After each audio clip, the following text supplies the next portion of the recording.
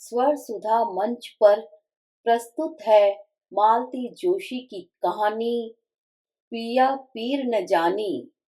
सालगिरह की पार्टी पूरे जोरों पर थी। सफेद फूलों वाले आसमानी फ्रॉक में रसिका परी सी लग रही थी। उसका गोरा गुलाबी चेहरा खुशी से दमक रहा था। खुशी सिर्फ सालगिरह की नहीं थी, चाचा से अपना इनाम वसूलने की भी थी। इस साल 5वीं की परीक्षा में वह पूरे स्कूल में फर्स्ट आई थी और बोर्ड में भी उसका 5वां नंबर था। औरों ने तो सिर्फ कोरी बधाई ही दी थी। 10-20 रुपए की मिठाई बांटने से ज्यादा मैं भी कुछ कर नहीं पाई थी। पर उसके चाचा ने एकदम शहनशाही अंदाज में कहा था, आज गुड़िया, तुम जो भी मांगोगी तुम्हें मिलेगा। मुझे लगा था गुड़िया कोई फ्रॉक, खिलौना या बहुत हुआ तो साइकिल मांग लेगी, पर उसने तो हम सबको सकते में डाल दिया। उसने कहा, चाचा, इस साल मेरा भी बर्थडे मनेगा, बिल्कुल वैसा ही जैसा भैया लोगों का मनता है। इस घर में लड़कियों का जन्मदिन मनाने का रिवाज नहीं है। कम से कम मुझे तो ऐसा ही बताया गया था। वंदना की लड़कियां होती तो शायद इस नियम में फेरबदल हो जाता, पर अम्मा जी की मर्जी के विरुद्ध अपने बच्चों की सालगिरह मनाने की जरूरत हम में नहीं थी, नहीं इतनी हैसियत थी। बेटियां कई बार इस बात के लिए मचल भी चुकी थी, पर मैंने कभी नहीं सोचा था कि यह हसरत उनके मन में इतनी गहरी बैठ चुकी है। इसीलिए चाचा ने जब कुछ मांगने के लिए कहा तो रसिका ने सोचने के लिए एक क्षण का भी समय नहीं लिया। यह उसके नन्हे से मन की सबसे बड़ी कामना थी। देवर ने भी अपने वचन के साथ पूरा पूरा न्याय किया। रसिका की सालगिरह भी उसी शान के साथ मनाई गई जैसी विकास, विलास या विश्वास की मनती रही थी। इसीलिए रसिका के चेहरे से खुशी छलकी पड़ रही थी। अपनी दीदी के साथ खड़ी लतिका भी आनंद विभोर हो रही थी। देवर और वंदना नन्हे मेहमानों का मनोयोग से स्वागत कर रहे थे। आज शाम दोनों नर्सिंग होम नहीं गए थे और यह एक बहुत बड़ी बात थी। दोनों की, खासकर देवर की, रसिका पर बहुत ममता थी। 3 बेटों को जन्म देने के बाद भी शायद एक बेटे की चाह मन में रह गई थी। मैं हमेशा की तरह चिक की आड़ में खड़ी बाहर का नजारा देख रही थी। लग रहा था कि आज दोनों को मेरी ही नजर लग जाएगी। अम्मा जी जब तब वंदना के बेटों की नजर उतारा करती है। आज उनसे कहूँ तो शायद मेरी बेटियों पर भी मेहरबान हो जाएं। अम्मा जी, मैंने कांपते स्वर में कहना चाहा, पर वे शायद कुर्सी पर बैठी मेरे मुखातिब होने की ही बाट जोह रही थी। मुझे बोलने का मौका दिए बिना ही बोल उठी, तुमसे एक बात कहनी थी बहू। कहिए। जो भी कैश आए वंदना को थमा देना, उसे अच्छा लगेगा। जानती हो, लड़की की जरा सी जिद के लिए उसने पूरे 500 का खर्च किया है। यह बात अम्मा जी बाद में भी कह सकती थी, पर वे सही टाइमिंग की कायल है। जानती है, मेरी खुशियों का स्वाद छीनने का यही सही वक्त है। दुख तो हुआ ही, पर उससे भी ज्यादा रोष हो आया। फिर भी अपने को जब्त करके मैंने कहा, अम्मा जी, ये बच्चों की पार्टी है, यहाँ कोई कैश थोड़े ही देता है। बहुत हुआ तो पेन, पेंसिल, चूड़ियां, बूंदे, गेम्स या ड्राइंग बुक, बस यही चीजें चलती हैं। फिर भी जो भी है वंदना को दिखा देना। जब उसने इतना किया है तो अपना भी कुछ फर्ज बनता है। सारी खुशी हवा हो गई। यही तो वे चाहती थी।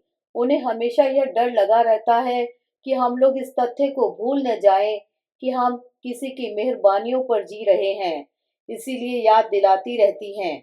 बच्चों ने मेहमानों के जाने तक बड़ी मुश्किल से सब्र किया। फिर वे विश्वास की मदद से पैकेट्स खोलने बैठ गए। उनकी उत्सुकता का कोई अंत नहीं था, पर मैंने बड़ी निर्ममता से सारे पैकेट बटोर लिए तथा धड़धड़ाती हुई वंदना के कमरे में पहुंच गई और उसके पलंग पर पटक दिए। वे दोनों कपड़े बदल रहे थे। मेरे इस अनपेक्षित आगमन से बुरी तरह चौंक गए। अपने को किसी तरह संभाल कर वंदना ने कहा, ये क्या है दीदी? प्रेजेंट्स हैं। हाई कमान का हुक्म है कि पहले तुम देखोगी। 500 रुपए खर्च किए हैं तुम्हारा इतना हक तो बनता ही है। दीदी, मैंने तो ये सब नहीं कहा है न, फिर मुझे क्यों ताने दे रही हो? और अम्मा की बात को लेकर आप बच्चों के रंग में भंग क्यों कर रही हैं भाभी? अम्मा तो सठिया गई हैं, जो मुंह में आया कहती रहती हैं, पर आप तो समझदार है न। देवर का स्वर हमेशा की तरह शांत और शीतल था। लगा जैसे मेरे सुलगते हुए मन पर किसी ने ठंडे पानी के छींटे दे दिए हैं। अपने आवेग पर शर्म भी आई। कमरे में आकर देखा, लड़कियां गुमसुम सी बैठी हैं। चेहरा इतना सा निकल आया है। तभी विशु दोनों को बुलाने आया। उपहार खोलने का काम फिर चाचा के कमरे में ही संपन्न हुआ। लौटते हुए दोनों के हाथ में ढेर सारा सामान था। लतिका खुशी से उछल रही थी और रसिका का चेहरा तमतमाया हुआ था। जो कुछ हुआ उसका मतलब चाहे वह समझ नहीं पाई थी, पर यह सब सामान्य रूप से घटित नहीं हुआ, इतना समझने की उसमें अकल थी। लतिका लेकिन अपने में मग्न थी। मेरे गले में दोनों बाहें डालकर बोली, माँ पता है चाचा बोले हैं कि तुम फर्स्ट आओगी तो तुम्हारी भी पार्टी करेंगे। नहीं, मैं जोर से चीखी, अब किसी की कोई पार्टी नहीं होगी। यह पहली और आखिरी पार्टी थी बस।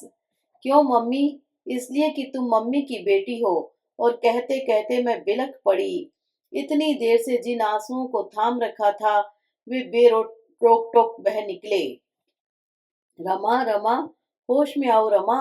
लगा जैसे कोई मुझे झकझोर जगा रहा है। बड़ी मुश्किल से आंखें खोलकर देखा, ये ही थे। क्या हुआ? यही तो पूछ रहा हूँ कि क्या हुआ? कोई सपना देख रही थी क्या? सपना कहाँ, वह तो सच था, कड़वा सच। उठो, जरा मुंह हाथ धो लो, तब जरा फ्रेश लगेगा। इनकी आवाज में ऐसा अपनापन पहले कभी नहीं देखा, इसीलिए बेमन से ही सही उठ गई। बाथरूम से निकल कर आई तो सामने की दीवार पर टंगे कैलेंडर पर नजर पड़ी। लाल स्याही से रेखांकित एक तारीख दूर से ही चमक रही थी। सुबह भी यही हुआ था। उठते ही यह तारीख मन में घर कर गई थी। तब से अनवरत दिमाग में चक्कर काट रही थी। शायद इसीलिए यह सपना आया था। पर यह सपना कहाँ था? यह तो सच था, कड़वा सच। आज कौन सी तारीख है पता है? होगी कोई, क्या फर्क पड़ता है। याद है, आज से ठीक 16 साल पहले एक नन्ही सी गुड़िया हमारे घर आई थी। इनका चेहरा वैसा ही भावहीन बना रहा। आज लतिका का जन्मदिन है। उन्होंने एकदम मुंह फेर लिया। शायद उन्हें याद आ गया हो कि इस नन्ही गुड़िया के आगमन पर उन्होंने कितना बावेला मचाया था। इस चौथी कन्या के लिए मुझे कितना कोसा था। शायद इसी शर्म के कारण वे लतिका को अंतिम विदाई देते हुए ठीक से रो भी नहीं सके थे।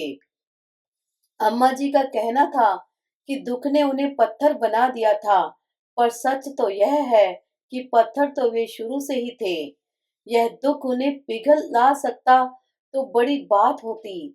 इसी पत्थर दिल इंसान के लिए मैंने रसिका के बाद वाली दोनों कन्याओं का गर्भ में ही गला घोंट दिया था। पर लतिका के वक्त मैं अड़ गई कि यह पाप मुझसे बार बार नहीं होगा। मेरी जिद को वंदना ने इसी शर्त पर मान लिया था कि यह सिलसिला अब हमेशा के लिए खत्म हो जाएगा। उसका तर्क था कि यह ऐसा कौन सा खानदान मुगलिया है जिसके लिए आपको वारिस जरूर चाहिए। तो उस बार मैंने लतिका को डॉक्टरों के निर्मम हाथों से तो बचा लिया था, पर काल के क्रूर हाथों से उसे न बचा पाई। और आज उसका जन्मदिन है। मैं निढाल होकर फिर लेटने लगी तो ये बोले, अब उठ ही गई हो तो चाय बना लो, 4:30 बज रहे हैं। अम्मा फड़फड़ा रही होगी। मैं इन्हें आंखें फाड़े देखती ही रह गई। क्या ये लोग मुझे अपनी बेटी का 13 दिन भी सोग मनाने नहीं देंगे? ऐसे आंखें फाड़ फाड़ कर क्या देख रही हो? देख रही हूँ कि तुम मुझे मिसरानी से ज्यादा कुछ समझते भी हो या नहीं। पागलों की सी बातें मत करो। आजकल कोई तुमसे कुछ कहता भी है? वह तो आज इसलिए कह दिया कि माता दिन अभी तक आया नहीं है। घर में छोटी भी तो है। छोटी ने कब चाय बनाई है? हाँ, छोटी, यानी कि वंदना चाय कभी नहीं बनाती, क्योंकि वह डॉक्टर है। वह खाना भी नहीं बनाती, क्योंकि वह डॉक्टर है। असल बात यह नहीं है। दुनिया भर की डॉक्टर्स अस्पताल के साथ साथ घर में भी खटती हैं, पर वंदना को इसकी जरूरत नहीं है। उसके पास 24 घंटे की मुफ्त की नौकरानी है। वह किसी काम में हाथ भी नहीं बटाती, क्योंकि वह बॉस है, अन्नदाता है, रिश्ते का लिहाज करती है, मीठा बोलती है। यही क्या कम है? क्या सोच रही हो? यही कि अम्मा का तो बहाना है। असल में तुम चाय के लिए फड़फड़ा रहे हो। यही समझ लो। तो जाकर बना क्यों नहीं लेते? इस बार उनकी आंखें फैल गई। मैं चाय बनाऊंगा? क्यों? दुनिया जहान के लोग चाय बनाते हैं, बीवियों को भी बनाकर पिलाते हैं। मैं उनमें से नहीं हूँ। तो बैठे रहो, मैंने कहा और पसर गई। वे फटी फटी आंखों से मुझे देखते रह गए। उन्हें ही क्यों, मुझे खुद अपने पर आश्चर्य हो रहा था। मैं इतनी निर्द्वंद कैसे हो गई? न सास का डर रहा न पति का। जानती हूँ न कि अब वे मेरा क्या बिगाड़ लेंगे, मुझसे क्या छीन लेंगे। मेरा सब कुछ तो लुट गया। अब मैं किस लिए इनकी फरमा बरदारी करूं? मुझे लड़कियों के लिए एक छत दरकार थी, इसीलिए पूरे 20 साल तक सबकी चाकरी बजाती रही। अब दोनों फुर्र से उड़ गई हैं। अब मुझे किसी का डर नहीं रहा।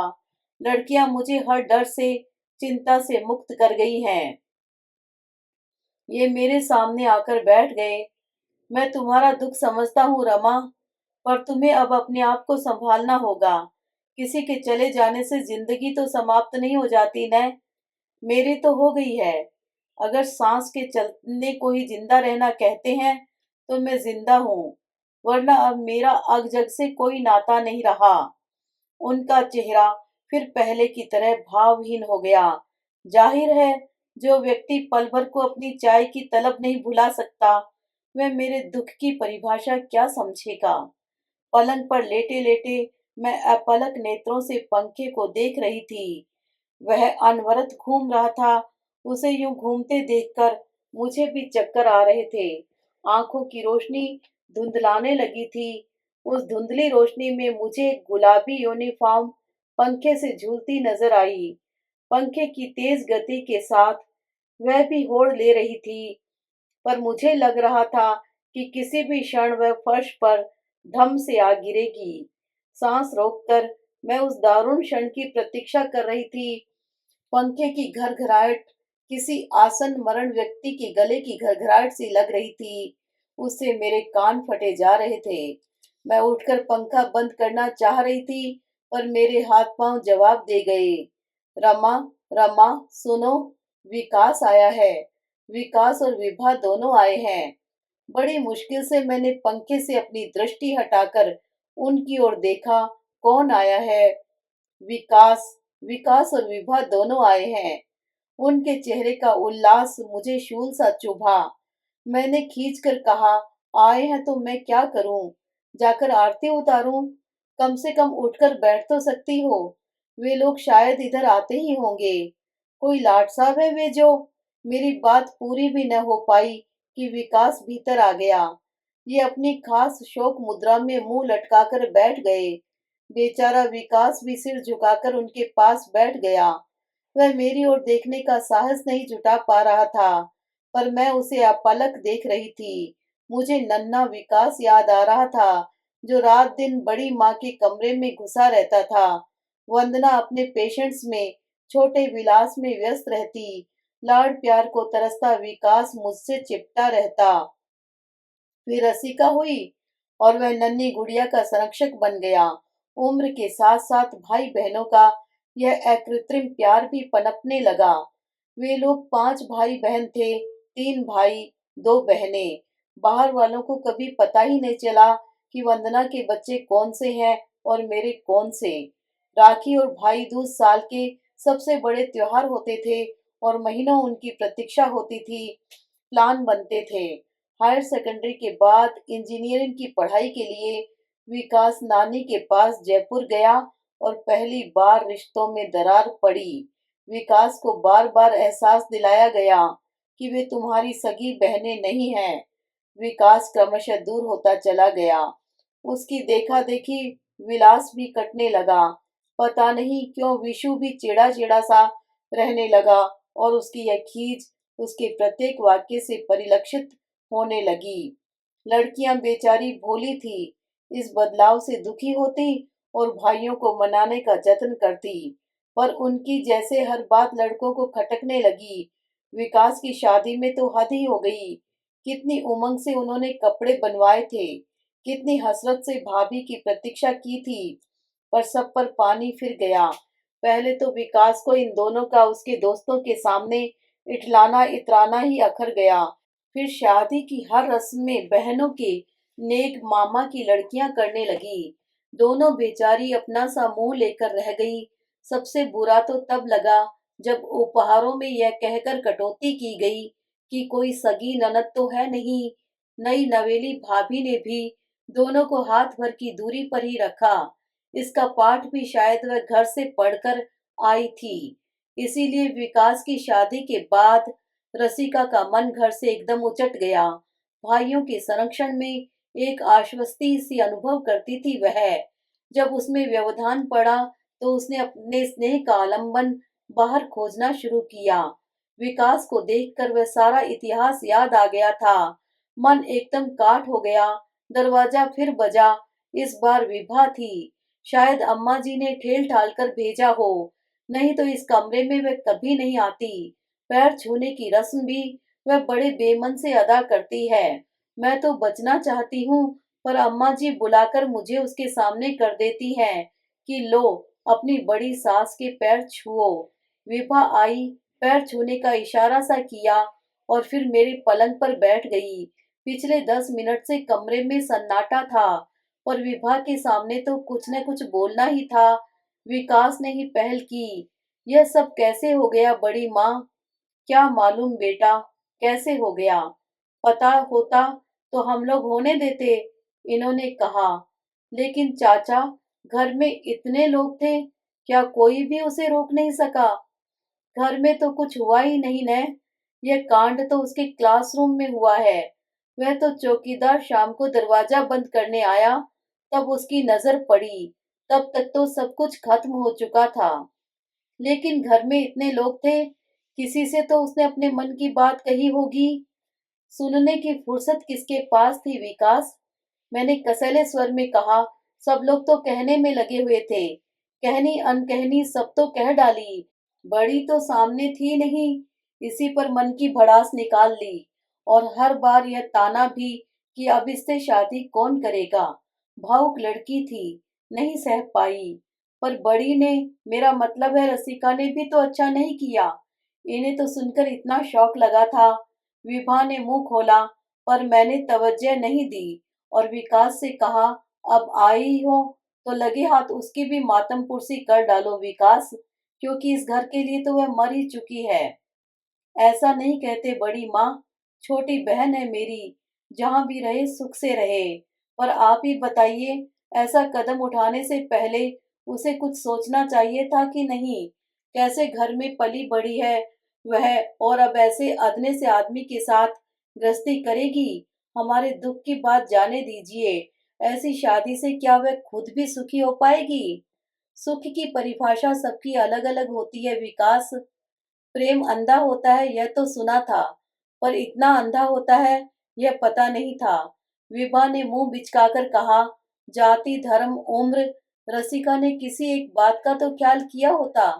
पापा तो उन्हें डॉक्टर बनाने की सोच रहे थे, और इतनी बड़ी दुनिया में रसिका को पापा का कंपाउंडर ही मिला। छी, सोचते भी शर्म आती है।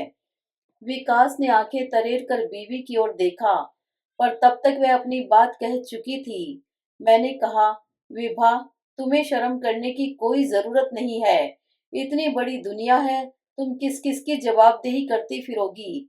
कोई पूछे तो कह दिया करो, हमारा कोई रिश्ता नहीं।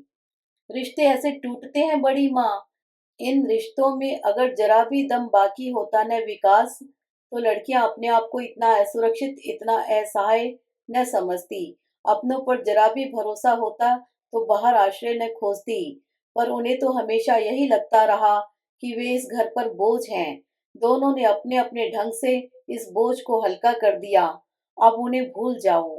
विकास चुपचाप उठ गया, पीछे पीछे विभा भी। उनके कमरे से बाहर जाते ही ये फट पड़े। 1000 मील की दूरी से किराया खर्च करके वे दोनों आए थे, पर तुम ढंग से बात भी न कर सकी। क्या सोचा होगा उन लोगों ने? जो लोग मातम पुरसी करने आते हैं, वे इस तरह जख्मों पर नमक नहीं छिड़कते। इस समय रसिका का प्रसंग उठाने की क्या जरूरत थी? लेकिन इन सब के लिए तो रसिका की शादी ही सबसे बड़ी ट्रेजेडी है। बेचारी लतिका, वह तो यूं ही मारी गई, किसी की आंखों में 2 बूंद आंसू तक नहीं आए। रोने लायक मौत हो तो आदमी रोता भी है। यहाँ तो कोर्ट कचहरी करते करते दम फूल गया। लोगों की 4 बातें सुननी पड़ती हैं, सो अलग।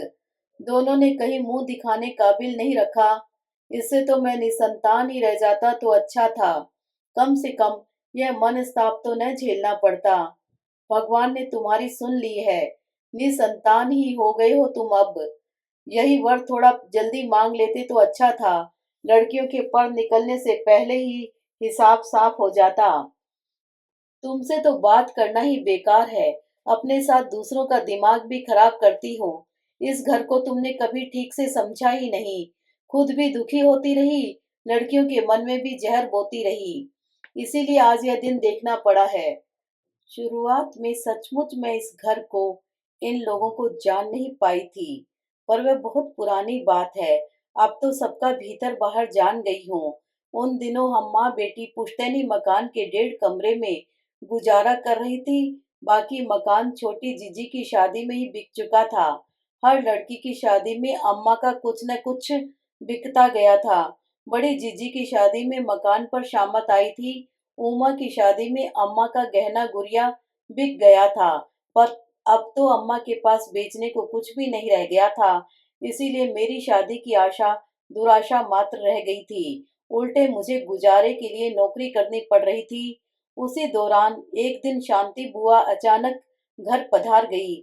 शांति बुआ रिश्तेदारों में सबसे अमीर हस्ती थी, इसलिए उनका रोब दाब भी काफी था। जिसके यहाँ जाती वही धन्य हो जाता। अम्मा भी उनके स्वागत में बिच बिच गई। अपने स्वागत सत्कार से प्रसन्न होकर बुआ बोली, भाभी, रमा की शादी वादी करने का इरादा है कि नहीं? जिंदगी भर क्या उसकी कमाई के लालच में घर में बिठाकर रखोगी? ईश्वर जानता है बीबी जी, मुझे रात दिन सिर्फ उसकी शादी की ही चिंता लगी रहती है। लेकिन कोरी चिंता करने से क्या होता है? कमर में तो एक तांबे का धेला भी नहीं है। सैंत मैत में कोई ब्याह ले जाए तो मैं आज विदा कर दूं। मुझे अपनी चिंता नहीं है। मैं तो किसी मंदिर के ओसारे में भी दिन काट लूंगी। किसी का खाना बनाकर गुजारा कर लूंगी। बस यह बोझ कोई मेरे सिर से उतार ले। ईमानदारी से कह रही हो? चाहे जिसकी कसम ले लो। सच्चे मन से कह रही हो तो ठीक है। वंदना का जेठ कुंवारा बैठा है, कहो तो बात चलाऊं? कुंवारा है कि दुहाजू है? कुंवारा ही समझ लो। गोने से पहले ही बीवी मर गई तो कुंवारा ही हुआ न। उनकी अम्मा में गुण ढंग होते तो कब की दूसरी शादी हो गई होती। पर वे बस अपनी सेवा चाकरी ही करवाती रही। अब वंदना ने जिम्मा लिया है। मुझसे बोली, मम्मी तुम भी जरा ध्यान रखना। तो मुझे एकदम रमा का ध्यान आ गया। करता क्या है? अरे करने को क्यार में भी क्या कम काम है? इतनी लंबी चौड़ी खेती है, वही तो देखता है। ये दोनों तो शहर में प्रैक्टिस करते हैं। देखने में भी सुंदर है। मेरे दामाद को तो देखा है ना तुमने? वह तो सांवला है, ये खूब गोरा है, कसरती शरीर है। हाँ, पढ़ाई जरूर कम है, इंटर पास है। अपनी रमा तो बीए है न। अरे उस बीए को क्या चाटना है? कोई 500 रुपये भी नहीं देता। तुम तो बीवी बात पक्की कर दो। रमा से तो पूछ लो। अरे उससे क्या पूछना है? अम्मा ठीक कह रही थी। मुझसे भला क्या पूछना था? एक आदत पति, एक मुनासिब सा घर और एक सुरक्षित भविष्य। इससे ज्यादा मुझे कुछ भी दरकार नहीं था। पति सुदर्शन था, यह मेरे लिए सोने पर सुहागा वाली बात थी। एक बार हाँ करने के बाद अम्मा को कुछ करना नहीं पड़ा। सब कुछ बुआ ने ही किया। चट मंगनी पट ब्याह हो गया। मेरी बहन और बहनोई बहुत बौखलाए। ताने उलाने भी दिए कि हम लोग क्या मर गए थे वगैरह। अम्मा ने तो साफ सुना दिया। 27 साल की हो चली थी लड़की।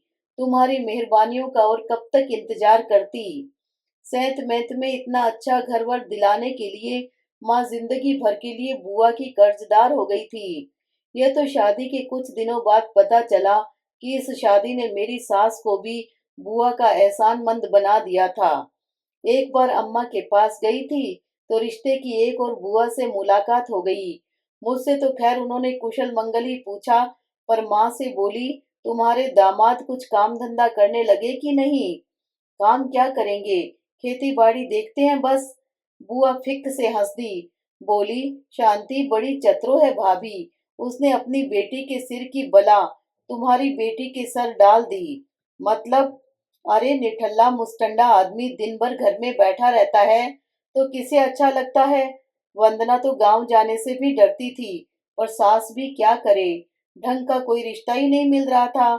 तभी फिर शांति को जिम्मा सौंपा गया। पता है इस शादी के इनाम में वंदना को क्या मिला? सास ने अपनी 3 तोले की मटर माला उसे दे दी है। अम्मा ने यह किस्सा मुझे सुनाया था, पर उस समय विश्वास नहीं हुआ। लगा कि सारे रिश्तेदारों की तरह वे भी शांति बुआ से खार खाए हुए हैं। मुझे इतना अच्छा वर मिल गया है तो अब मुझसे भी जलने लगी हैं। उन दिनों तो मेरे पैर जमीन पर नहीं पड़ रहे थे। दिन और रात हम लोग रास रंग में डूबे हुए थे। शादी के 10वें महीने में मैंने रसिका को जन्म दिया। गोरी चिट्टी गोल मटोल सी गुड़िया ने सबका मन मोह लिया, पर उसके पिता बहुत निराश हुए। उन्हें बेटे की कामना थी, इसलिए साल भर के भीतर मुझे फिर गर्भ धारण करना पड़ा। वंदना को पता चला तो वह मुझे शहर ले गई। सोनोग्राफी करवाई गई। गर्भ बेटी का ही था, उसे नष्ट कर दिया गया। मेरे संस्कारी मन को यह अच्छा नहीं लगा, पर वंदना ने समझाया, तुम्हें बेटा चाहिए ना दीदी, फिर उसकी आस में लड़कियों की संख्या बढ़ाने से क्या फायदा। पहले जमाने में तो लोग निरुपाय थे, पर अब तो सारी सुविधा है, उसका फायदा उठाना चाहिए। 6 महीने बाद फिर इसी बात की पुनरावृत्ति हुई। नर्सिंग होम से लौटते हुए वंदना बोली, दीदी अब साल भर जरा सब्र करो, बार बार ये सब करना ठीक नहीं होता। अब तुम भी थोड़ा आराम करो और दूसरों को भी मौका दो। यह बात कहते हुए उसका चेहरा रक्तिम हो आया था। मैं समझ गई। 6 महीने बाद ही विश्वास का जन्म हुआ। वंदना को बेटी की चाह थी, पर ईश्वर ने उसकी यह इच्छा पूरी नहीं की। ईश्वर मेरे साथ भी तो यही छल कर रहा था। साल भर बाद फिर मेरे गर्भ में एक अंकुर पनपने लगा, लेकिन इस बार मैंने परीक्षण करवाने से साफ इनकार कर दिया। कह दिया कि अब जो भी मेरे भाग्य में है होने दो। इस पर वंदना ने भी एक शर्त रख दी। बोली, लड़का हो या लड़की, दीदी यह तुम्हारा आखिरी बच्चा होगा। मुझे बच्चों की संख्या बढ़ाने में कोई रुचि नहीं थी, पर जब यह बात मुझ पर आदेश की तरह तारीख की गई तो मेरा मन रोष से भर उठा। मुझे आशा थी कि कम से कम इस बार अम्मा जी वंदना के विरोध में खड़ी होंगी, पर उन्होंने भी मुझे चौंका दिया। जैसे ही लतिका का जन्म हुआ, उन्होंने फतवा जारी कर दिया कि इसकी कोख से भी माँ की तरह लड़कियां ही पैदा होंगी। लड़के की आशा करना व्यर्थ है।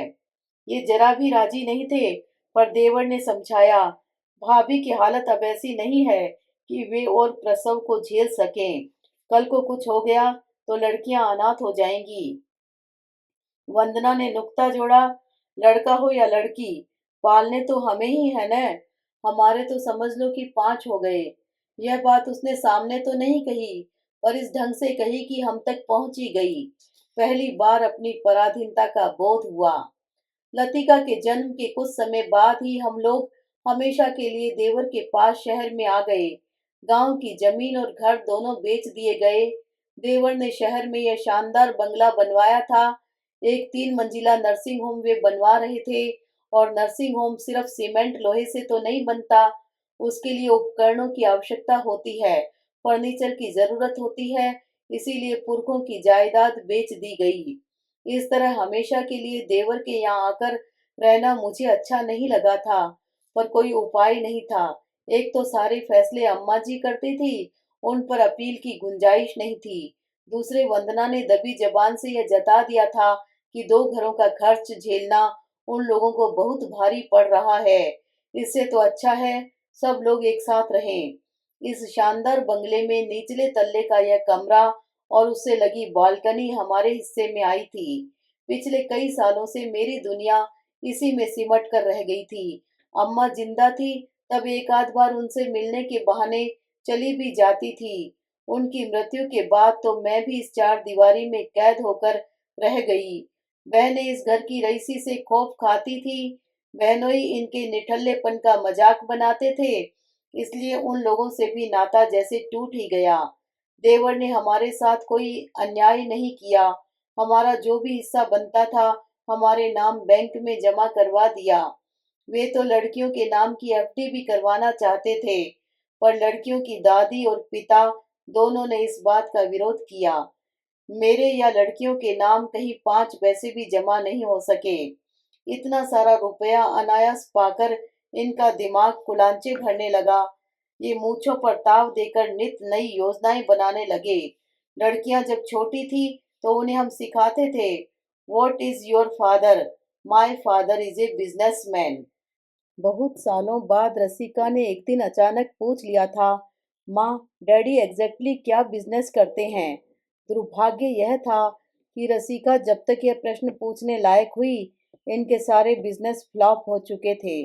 सारा पैसा तीन तेरह हो गया था।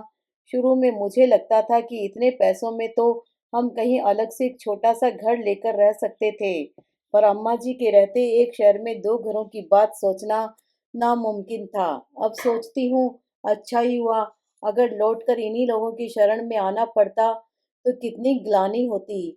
यही बने रहे यही अच्छा रहा। झूठी ही सही, लाज रह गई। सारे पैसे को ठिकाने लगाने के बाद इन्होंने अपनी दिनचर्या निश्चित कर ली। दिन भर टीवी देखना, जासूसी उपन्यास पढ़ना या पैर पसार कर सोना।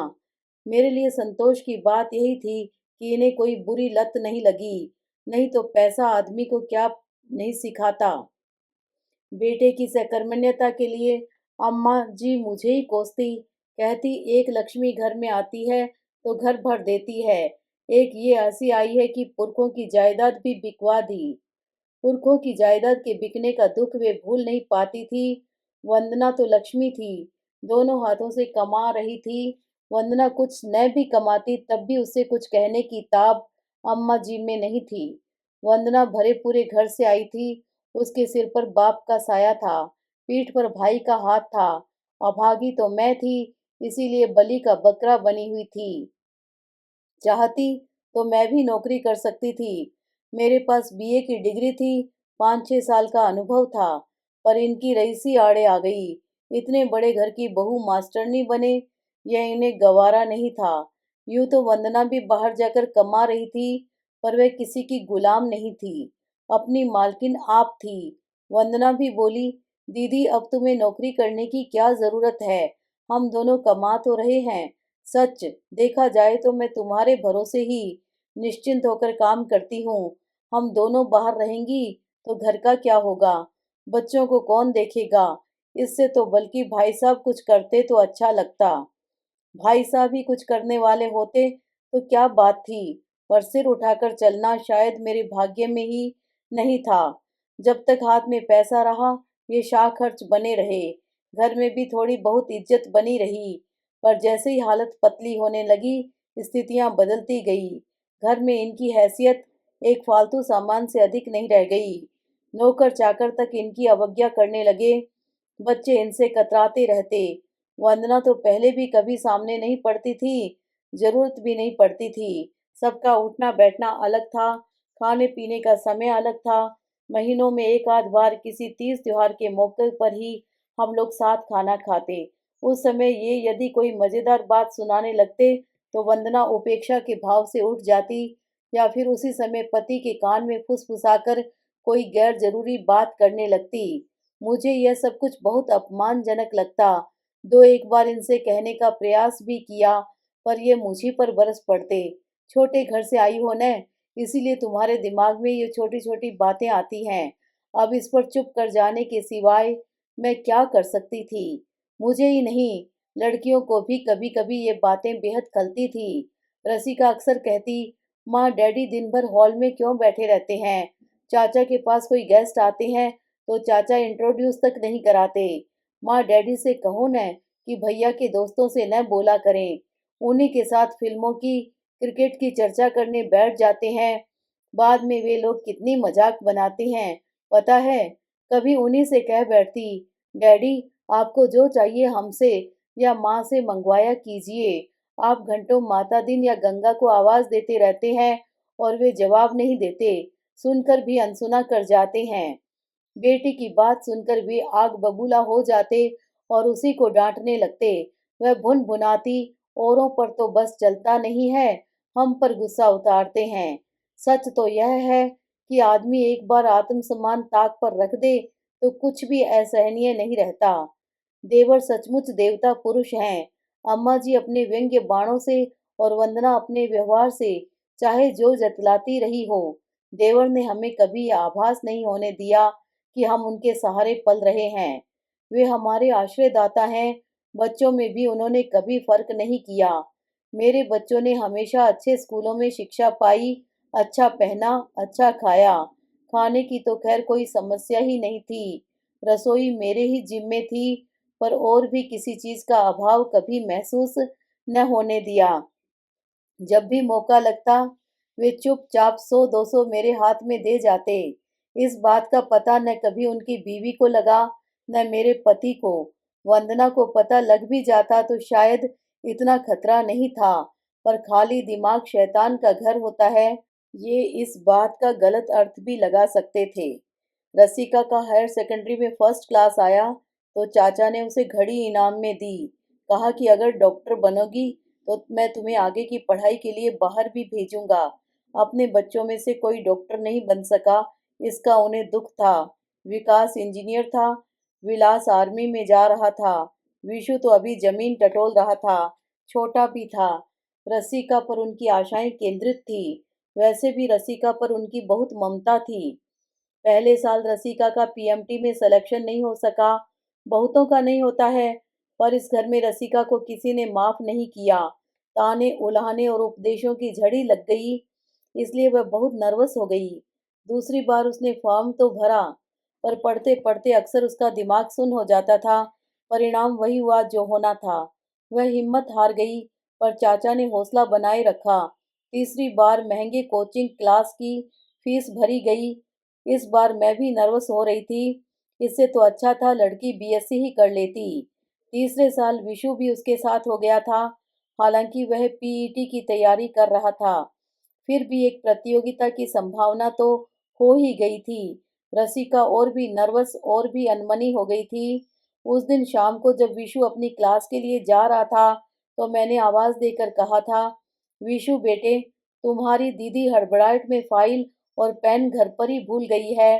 तुम्हारी क्लास अगर उस तरफ ही हो तो लेते जाना।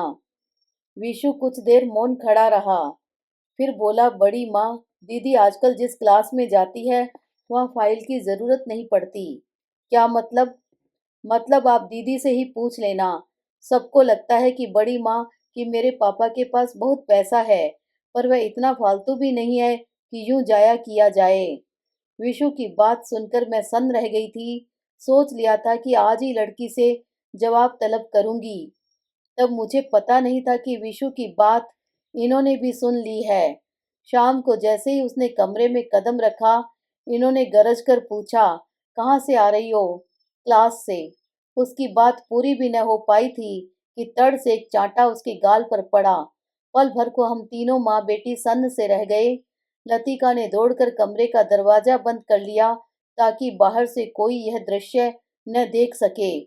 उस चांटे की अनुगूंज समाप्त होते न होते इन्होंने आंखें तरेर कर पूछा, अब बताओ कहाँ से आ रही हो? रसिका अब पहले धक्के से संभल चुकी थी। उसने निर्भीकता से उनकी आंखों में सीधे देखते हुए पूछा, यह पूछने का अधिकार आपको किसने दिया? इनका चांटा जितना अप्रत्याशित था, उससे कहीं अधिक चौंकाने वाला रसिका का प्रश्न था। मैंने तुरंत उसके मुंह पर हाथ रखकर कहा, ये क्या कह रही है पगली? वो तेरे पिता हैं, तो उनसे पूछो कि पिता का कौन सा हक उन्होंने आज तक अदा किया है। लड़की, मैं तेरी जान ले लूंगा, इन्होंने दांत पीसते हुए कहा, और सचमुच वे उस पर पिल पड़े। वह पिटती रही और कहती रही, ले लीजिए, जान ले लीजिए, एक वही तो आपकी दी हुई है, और हम तो जिंदगी भर दूसरों का ही दिया खाते पहनते रहे हैं। उसका हर वाक्य आग में घी का काम कर रहा था। मुझे लग रहा था सचमुच वे उसकी जान ही ले लेंगे। मैं 2 बार छुड़ाने गई तो उन्होंने मुझे परे धकेल दिया। तुम जैसी माँ है इसीलिए तो लड़की के ऐसे पर निकल रहे हैं। वे उसे पागलों की तरह पीटते रहे। मैं और लतिका एक दूसरे से चिपट कर आंसू बहाती रही। बड़ी देर बाद थक कर इन्होंने हाथ रोका। अब इस घर के बाहर कदम रखकर तो देख, टांगे तोड़ दूंगा। जरूर तोड़ दीजिएगा, इतना ही पुरुषार्थ बाकी रह गया है। वे फिर उस पर झपटने को थे कि मैंने हाथ पकड़कर रोक लिया। बस अब बहुत हो चुका। हाँ, तुम तो ऐसा ही कहोगी। वह बित्ते भर का लड़का तुम्हारे मुंह पर ऐसी खरी खरी सुना गया, फिर भी तुम्हें कोई फर्क नहीं पड़ा। लड़कियों के लाड प्यार में तुम ऐसी अंधी हो गई हो कि इज्जत आबरू की भी तुम्हें परवाह नहीं रही। अब मैं इन्हें कैसे विश्वास दिलाती कि विशु की बात मुझे भी अच्छी नहीं लगी थी। मैं भी बिटिया से जवाब तलब करने वाली थी। मेरा तरीका शायद दूसरा होता, पर मुझे मौका ही नहीं मिला। आते ही इन्होंने उसे रुई की तरह धुन डाला, और अभी हमें यह भी पता नहीं था कि उसका अपराध क्या था। और जब हमें पता लगा तब तक बहुत देर हो चुकी थी। टांग तोड़ने की धमकी के बावजूद रसिका मुंह अंधेरे उठकर कहीं चली गई थी। दिन भर मैं दम साधे बैठी रही, इसी आशा में कि रूठ कर किसी सहेली की यहाँ चली गई होगी, शाम ढले लौट आएगी। पर जब रात 10 बजे तक भी वह नहीं लौटी तो मेरा माथा ठनका। इनसे तो कुछ कहना ही बेकार था। फिजूल का तमाशा होता। मैंने देवर की प्रतीक्षा की। उनके घर लौटने पर उन्हें खाने की भी मोहलत न दी और सारा किस्सा सुना दिया। फौरन विशु को तलब किया गया। उसने बताया कि दीदी अक्सर नर्सिंग होम के एक कर्मचारी के साथ घूमती देखी गई है। देवर सख्ते में आ गए। बोले, मैंने अक्सर उसे नर्सिंग होम में देखा है, पर मैं सोचता था कि वह डॉक्टर बनने का सपना देख रही है, इसलिए चीजों से परिचित होने के लिए आती है। मुझे तो सपने में भी ख्याल नहीं आया कि बात कुछ और है। फिर खोजबीन शुरू हुई, फोन खटखटाए गए। वैसे माइकल नरेंद्र का पता ठिकाना नर्सिंग होम के रजिस्टर में दर्ज था। ये लोग केरल के उस सुदूर ग्राम तक गए भी, लेकिन वे दोनों तब तक वहां नहीं पहुंचे थे। इतनी अकल तो उन लोगों में भी थी कि इस समय घर जाना खतरे से खाली नहीं है। वे 8-10 दिन वे जहां भी रहे हों, पर जिस समय उनका पक्का सुराग मिला वे विवाहबद्ध हो चुके थे। माइकल को नौकरी से निकाल देने के अतिरिक्त देवर उन लोगों का कुछ बिगाड़ नहीं सके। रसिका 19 साल की थी, बालिग थी और अपनी मर्जी से माइकल के साथ गई थी। उफ, वे 15 दिन हम लोगों ने किसी दुस्वप्न की तरह काटे थे। घर और बाहर सिवाय लांछना और अपमान के कुछ नहीं था। मुझे तो बेटी के विछोह में रोने की भी इजाजत नहीं थी। इस बीच एक दिन के लिए विकास आया था, पर हमसे मिला भी नहीं, जैसे वह अप्रत्यक्ष रूप से हमें दोषी करार देना चाहता हो। देवर और वंदना हफ्ते भर तक क्लिनिक नहीं गए।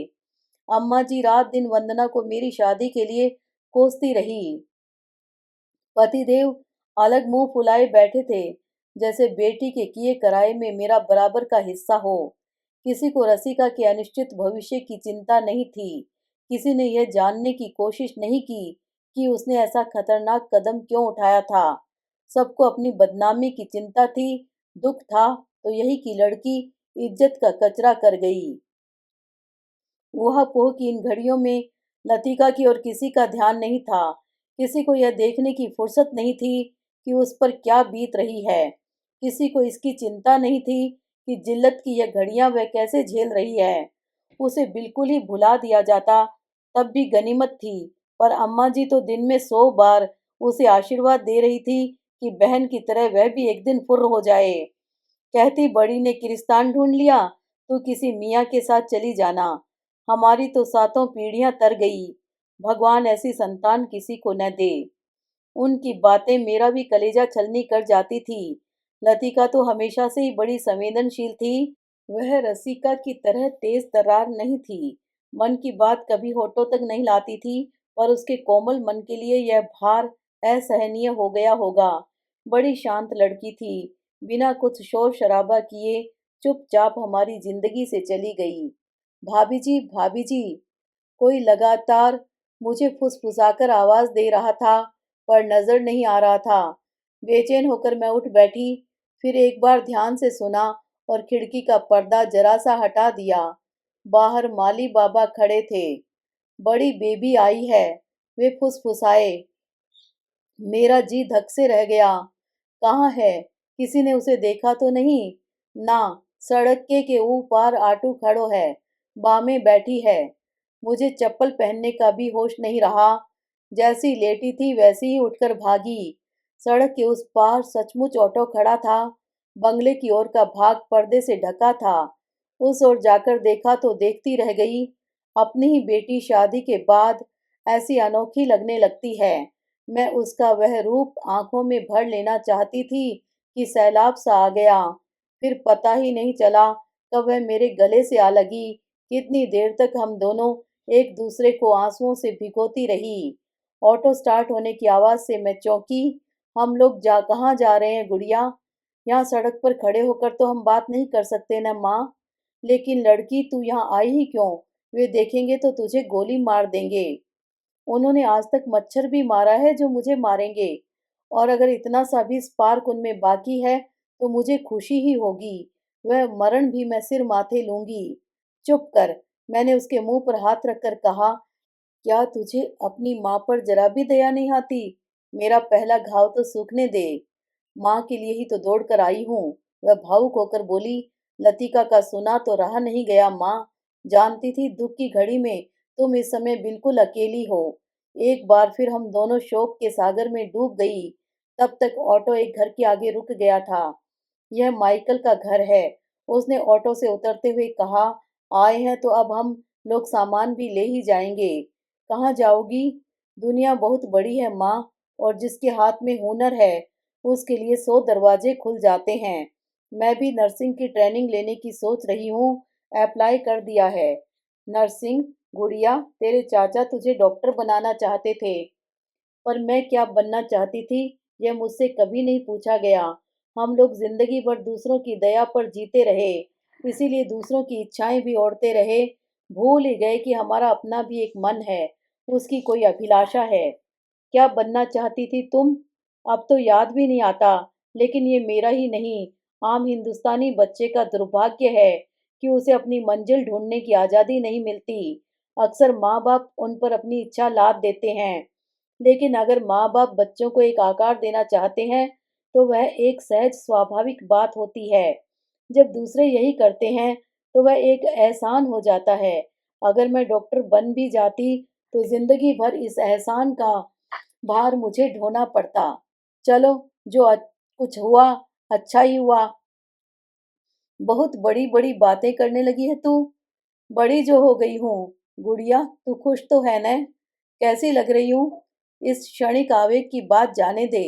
इसमें तो कुछ भी साफ नजर नहीं आता।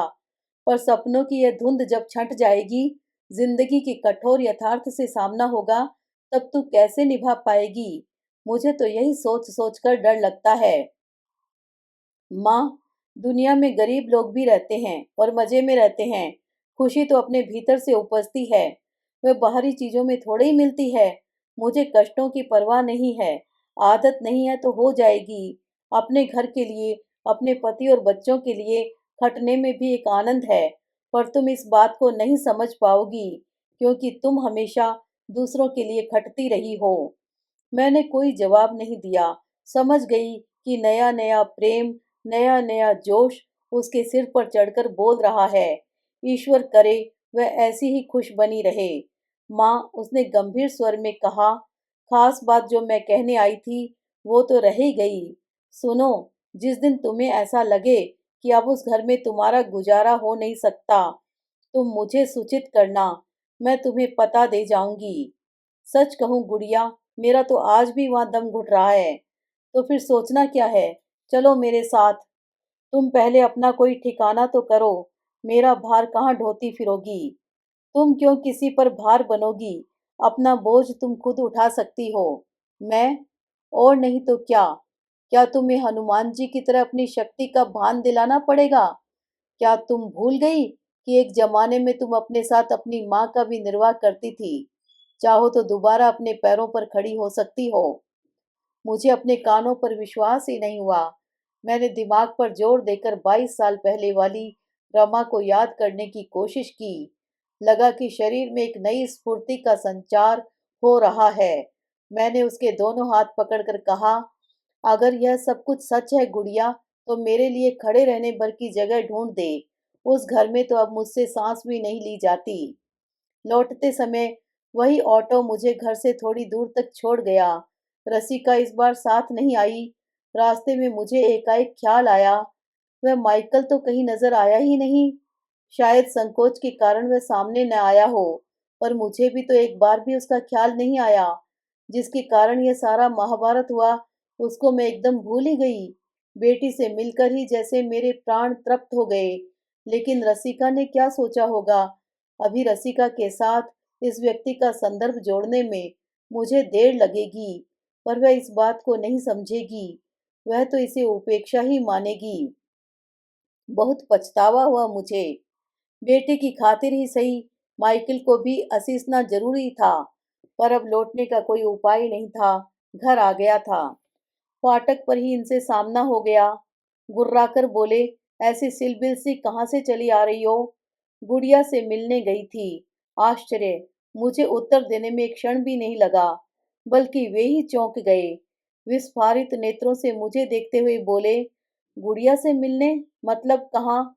इस घर के बाहर कहीं भी, क्योंकि घर में तो आप उसे आने नहीं देंगे न। कमरे में लौटते हुए भी उनका विस्मयचकित चेहरा मेरी आंखों में घूम रहा था। इतना साहस मुझ में अचानक कहाँ से आ गया? कहीं गुड़िया की छूत तो नहीं लग गई? भाभी, यह क्या है? देवर एक लिफाफा लिए सामने खड़े थे। उस लिफाफे का मजमून मैं बिना देखे भी पढ़ सकती थी, इसीलिए चुप रही। जब उन्होंने अपना प्रश्न दोहराया तो कहना पड़ा, लिफाफा खुला तो है भैया, आप खुद ही देख लो न। लिफाफा मैंने नहीं खोला भाभी, अम्मा अपनी उत्सुकता न रोक सकी। उन्होंने ही खोला था, पर मैंने पढ़ा जरूर। इसीलिए पूछ रहा हूँ कि यह क्या है? आपको नौकरी की ऐसी क्या जरूरत पड़ गई? जरूरत के लिए ही अगर करनी होती तो बहुत पहले नौकरी कर ली होती। पर ईश्वर तुम्हें लंबी उम्र दे भैया। तुमने मेरी हर जरूरत पूरी कर दी, कभी किसी चीज का अभाव नहीं रहने दिया। अब तो मेरी सारी जरूरतें समाप्त हो गई हैं, पर यह खाली घर, खाली समय और यह खाली गोद सब मेरा जीना दूभर किए दे रहे हैं।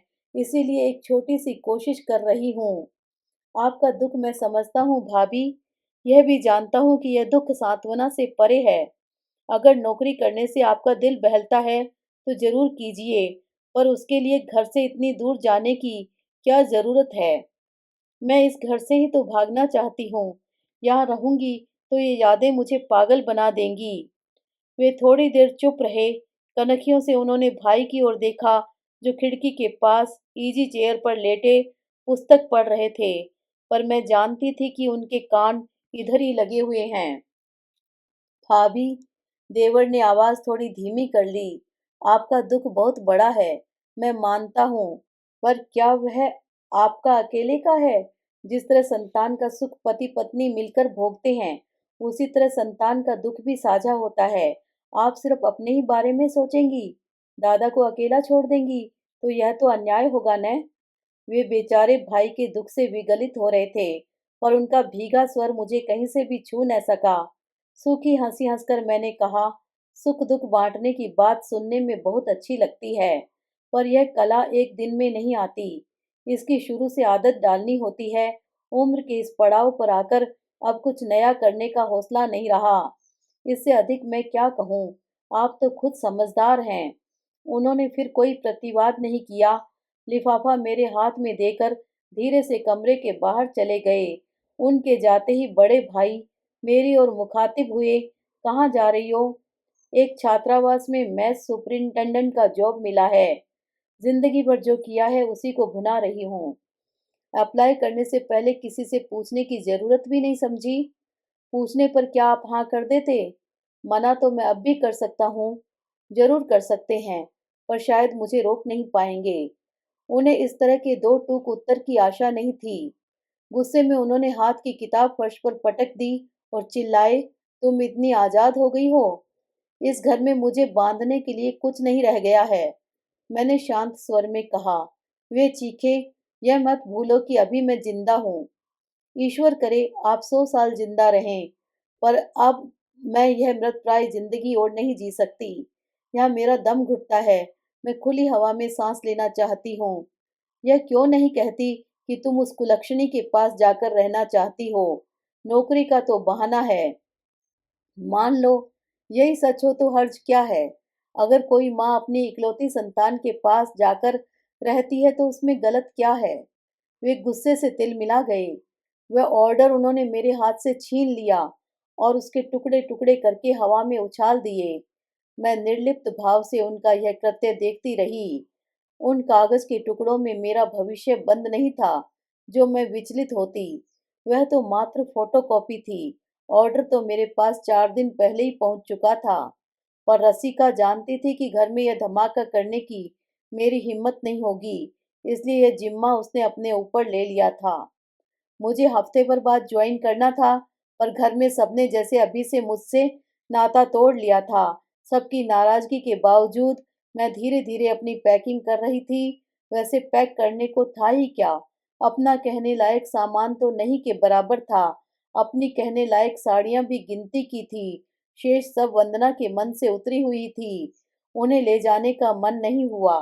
आश्चर्य तो मुझे इन पर हो रहा था। उस दिन के विस्फोट के बाद एकदम जैसे मौन हो गए थे। मैं दिन भर बैठकर सामान को समेटती या छांटती रहती। वे अपनी इजी चेयर पर बैठे चुपचाप मुझे देखते रहते, जैसे भीतर ही भीतर वे जान गए थे कि अब वे मुझे रोक नहीं पाएंगे। कई बार रात में नींद खुलती तो देखती ये मुझे घूर रहे हैं। उनकी उन आंखों से मुझे दहशत सी होने लगी थी। उनके गुस्से की तो मैं आदी थी, पर उनका यूं निशब्द होना चौंकाने वाला था। मैंने अपने रिजर्वेशन का जिम्मा जानबूझकर देवर को सौंप रखा था, ताकि कोई यह न समझे कि मैं भागकर या चोरी छिपे कहीं जा रही हूँ। उस दिन देवर आकर टिकट दे गए, साथ में 500 रुपए भी।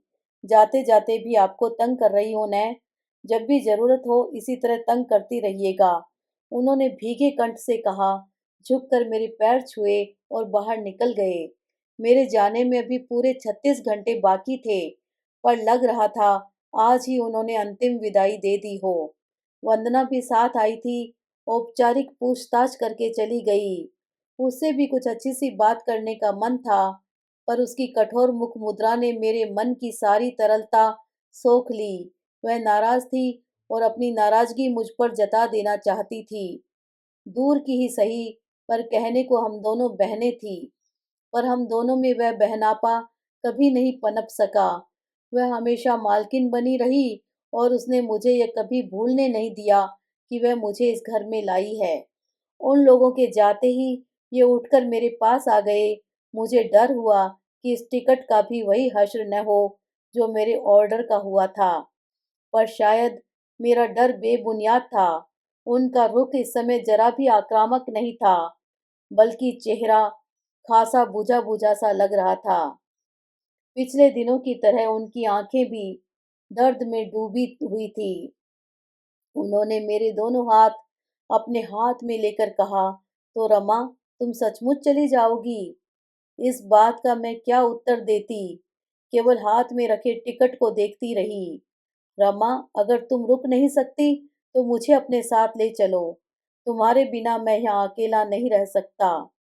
उनका वह अश्रु विगलित स्वर मुझसे सहन नहीं हुआ। मैंने कहा, तुम अकेले कहाँ हो? यहाँ तुम्हारी माँ है, भाई है, भतीजे हैं। आउटसाइडर तो इस घर में मैं थी। मेरे बच्चे थे, तुम्हारा तो पूरा परिवार है। नहीं है, मेरा कोई नहीं है। मुझे कोई नहीं चाहता, अम्मा जी भी नहीं। सब मन ही मन मेरा तिरस्कार करते हैं। नौकर चाकर तक मुझे हिकारत से देखते हैं। पिछले दिनों तुम घर में रहकर भी बेखबर थी, बेसुध थी। उस समय मैंने अनुभव किया कि इस घर में मेरा जो भी स्थान है, रुतबा है, तुम्हारे दम से है। तुम मेरी बैसाखी हो, तुम्हारे बिना मैं एक कदम भी नहीं चल पाऊंगा। उनकी बातें मेरे मन पर हथौड़े की तरह पड़ रही थी। अपने परिवार वालों के सही स्वरूप को उन्होंने पहचाना भी तो कितनी देर से। इस कड़वे सच को अगर पहले ही जान लेते तो जिंदगी कितनी सरल हो जाती। पर वे मेरे प्रति हमेशा पूर्वाग्रह से घिरे रहे, इसीलिए मेरी हर बात का गलत अर्थ ही लगाते रहे। मुझे चुप देखकर बोले, तुम्हें शायद डर है कि मैं तुम पर बोझ बन जाऊंगा, पर विश्वास रखो, मैं भी कोई न कोई काम ढूंढ लूंगा। मैं इतना गया गुजरा भी नहीं हूँ कि कुछ न कर सकूं। कम से कम ड्राइवरी तो कर ही सकता हूँ। हम लोग थोड़े में गुजारा कर लेंगे, एक कमरे में रह लेंगे। यहाँ भी तो हमारे पास अपना कहने को यह एक ही कमरा है। हम लोग साथ रहेंगे तो सब कुछ आसान हो जाएगा। उनका एक एक शब्द मुझे सौ सौ बिच्छुओं के दंश दे रहा था। मेरी आंखें उत्ताप से जल उठी। चुप हो जाओ, मैंने चीख कर कहा। भगवान के लिए अब चुप हो जाओ, मुझसे और सुना नहीं जाएगा। काश यह सब तुम 15 साल पहले, 20 साल पहले सोचते तो जिंदगी की शक्ल कुछ और होती। अब तुम्हारा यह पछतावा मेरे किस काम का। अब तुम्हारी ये पेशकश मुझे न मेरे बीते हुए दिन लौटा सकती है, न मेरे खोए हुए बच्चे। अब तुम्हारा यह सोचना, यह कहना सब बेकार है, बेकार है। मैं उनकी छाती पर पागलों की तरह मुक्कों से प्रहार कर रही थी और वे किंग करते हुए विमूढ़ होकर कभी मेरे बाल, कभी मेरी पीठ सहला रहे थे। जिंदगी पल भर को जैसे ठहर गई थी।